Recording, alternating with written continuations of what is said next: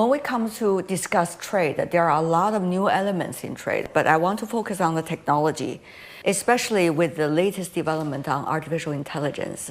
So how do you see this is transforming the landscape of trade?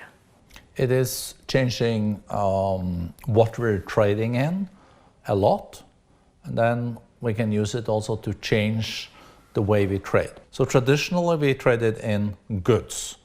We made a car and then we sold the car, or we made like a crane or a pump and then we sold that. Now digital trade is an important part of the global trade. It's in fact 20% of what we trade in is now digital. That can be streaming, it can be the software in the PC, or there's a lot of digital component, and that is now 20% of the global trade already, but it's growing twice as fast as the trade in goods. Also services, we are trading more in services than before. That's also growing faster than the goods. So those countries that are big in digital trade and in services are of course now growing faster, because that's where a lot of the growth is, or it's growing faster. Then it is about how we use the new technologies to make trade less cumbersome, and I can also touch on that if you want. Having said that, though, we see governments are already working on their regulations. For AI, for example, the US has already putting out the presidential order, executive order rather, on AI. The European Union also have been putting out similar assessment of what their regulatory future is likely to be. China put out something called the Global AI Initiative, and others have all their own plans and their own approach. And therefore, it becomes ever more important to have a global consensus, but at the same time, there has to be a speed in order to do that. Artificial intelligence, the Gen AI, is gonna change a lot in our economies. It's just gonna change the way we work. It's also changing the way companies operate. It's probably the biggest game changer since electricity and the internet. Oh, you would say that? Oh yeah, at least the internet. The jury is out on electricity, but it's a big game changer. We even think that productivity can increase by 30% in the coming decade. And productivity is like producing more with less, and productivity is really prosperity. So AI is a big game changer, but we also have to make sure that the AI works in the interest of humankind, because it can create cyber attacks, it can be used deep fakes that we will see more and more now. But even more scary is those killer robots. It can also be used in autonomous weapons. The negative sides, I do hope we can collaborate about avoiding. Even in a polarized world, we saw here in Dubai a few months ago that China and the US came together and agreed on climate change. It's incredibly important. And I hope that the so-called G2, the US and China, can also agree on some basic rules when it comes to AI. There will be competition between the US and China on the new technologies. That's fair enough. There's two big economies. But I also hope that they can agree on some traffic rules. Just imagine Paris without traffic rules. It would be chaos, and we need to avoid that. Then many people ask, what is the best platform to do all of this? Of course, bilaterally, the countries would do that themselves, but what about multilaterally? Is WTO the place to handle trade related to future AI development? I think the World Trade Organization is very important when it comes to set standards and rules when it comes to trade. On general AI regulations, there can be different bodies that can look at that. And I thought one of the positive things last year was in London, China and the US agreed on a common declaration at the AI summit there. So at least that was a start. I think what the World Trade Organization has to do is to be at the forefront when it comes to how do we deal with digital trade? How do we deal, as we already discussed, with the e-commerce? How also do we use these technologies to facilitate trade easier? Because there is a lot of hurdles. If you want to then export something from one country to another, that can be done so much more effective with the use of AI, machine learning.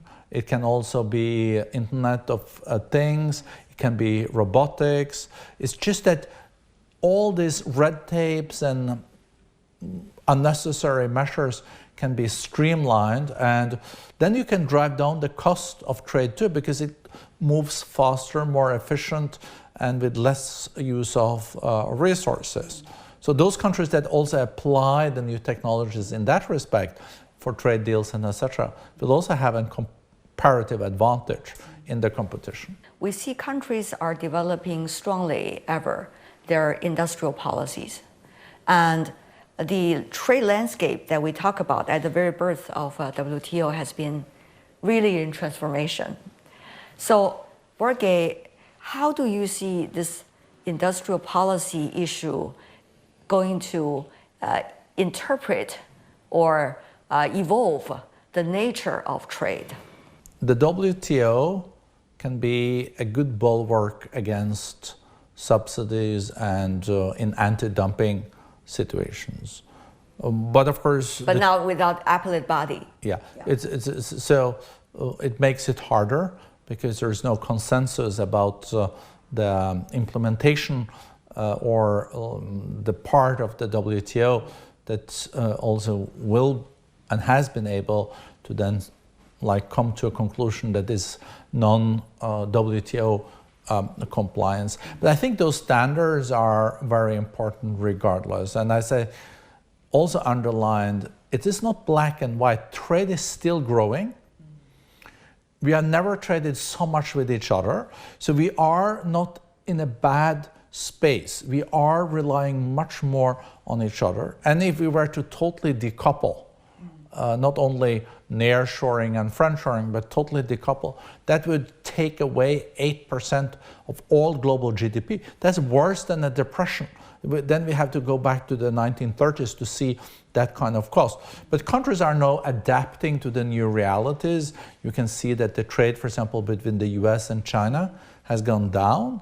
China has no other countries that are more important than the US now when it comes to trading, at least regions, and the US is also then adapting. But I still think that the World Trade Organization is incredibly important to set standards, to meet, and there will still be areas I think there is possible to agree. I think on the industrial policy is having a renaissance. And you can say that industry policy is about decarbonization, is about having an edge when it comes to technology. But where we have to be vigilant is to see when is it an industry policy related to R&D and what you can expect the country to do, and when is it going so far that it is a really subsidies, and it is so much subsidies that you're really entering into the space of anti-dumping, where you sell it at a price where it's lower than the production costs.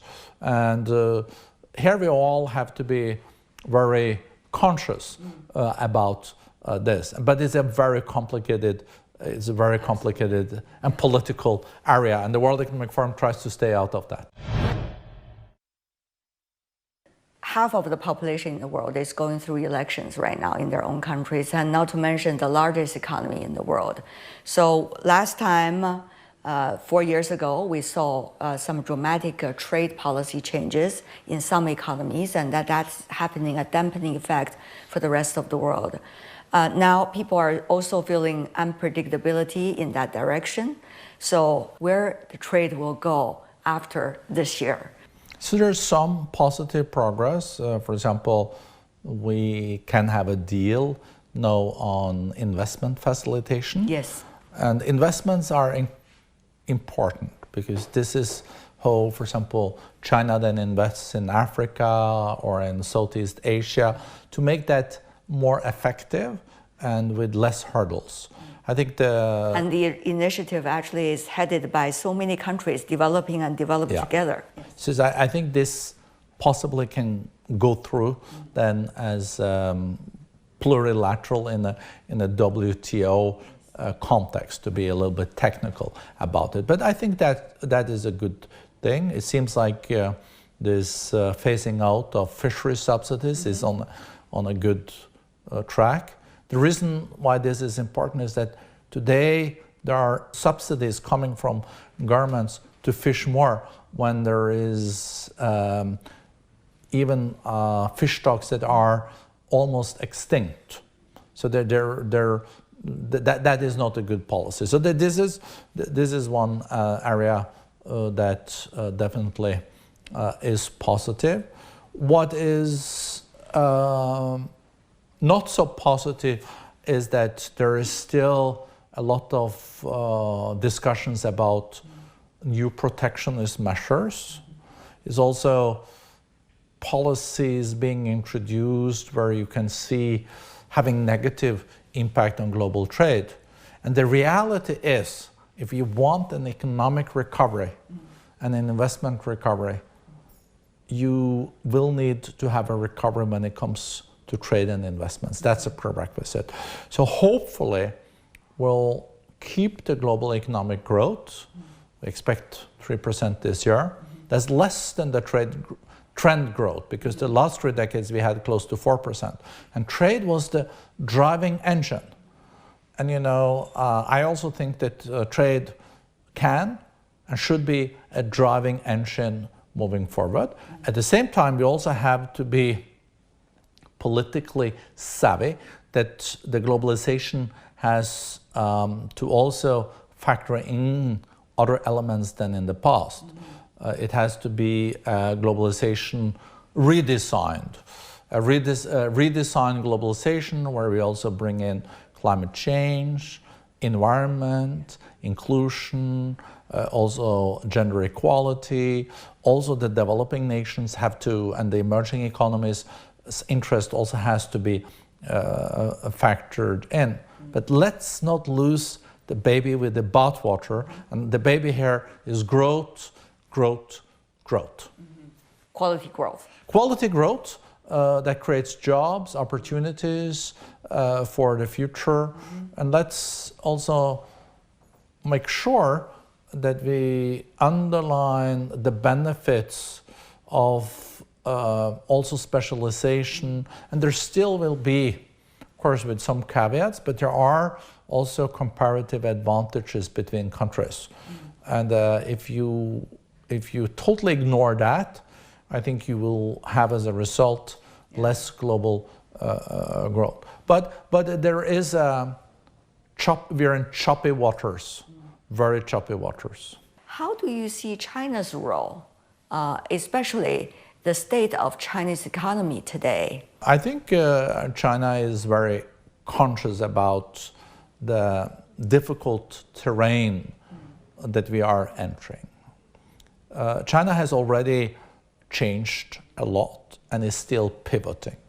China has now seen more growth in export to countries that China works with, also in a broader context. So we have, for example, seen that the export to the US is less part of the Chinese export. It's gone down from 17-18% of the Chinese export used to go to the US. Now it's down to 12-13%. So that also, of course, applies for the US. So US and China is still very much dependent on each other, but less dependent on each other than in the past. We also know that China traditionally has been a big manufacturer, is still the manufacturer of the world, but is also growing more in areas like digital trade, e-commerce, and services. I think that makes a lot of sense because that's where the growth is. But China is now going through a transition where there's less investments in real estate, in infrastructure, into areas where you can see more profitability and also much more than also cost effectiveness. And I have big trust in the fact that China has always been good at these kind of policy changes, but it's now a big economy. It was a smaller economy in the past, so it takes more time, but we're already seeing these kind of changes, and the Chinese growth is going to revive and is there. And then look at China. 12 million students are leaving universities every year. Almost 2 million engineers leaving universities, graduating. China is in a good position when it comes to this technology shift. But every change also means that there are new challenges. Recently, with the Sora being the topic of the world, there's a lot of wow factor also in China when looking at the latest technologies. And therefore, people are looking at whether China is part of this latest, what you call industrialization, quote unquote. So what do you make of that, and how is the impressions about that, and also the realities related to it, likely to work into the status of the Chinese economy? If you look at patents globally in these areas of artificial intelligence or Internet of Things or synthetic biology and in the energy transition and etc., China is in one of the leading positions when it comes to patents. In many areas, it is the leader. So there is also a lot of genuine new breakthroughs coming from China. If you look at the leading scientific magazines of the world, China is one of the big leaders there when it comes also to publishing these scientific papers. I think where China will also look into in the years to come, and that's where the Americans have been pretty good. They also have a lot of these kind of breakthroughs at the universities, but they're very good at fastly commercializing it, because there is a lot of private equity, but also pre-seed, seed capital, and venture capitalists there. So I think China is also now developing a lot faster in identifying these new areas, what is possible to commercialize, and the capital will be ready. So this is part of global competition. It's a race for leading in these technologies, and hopefully this can be a race in the interest of humankind, because like if you apply AI on health, if you apply it also on energy efficiency, climate change, the new energies, huge potential.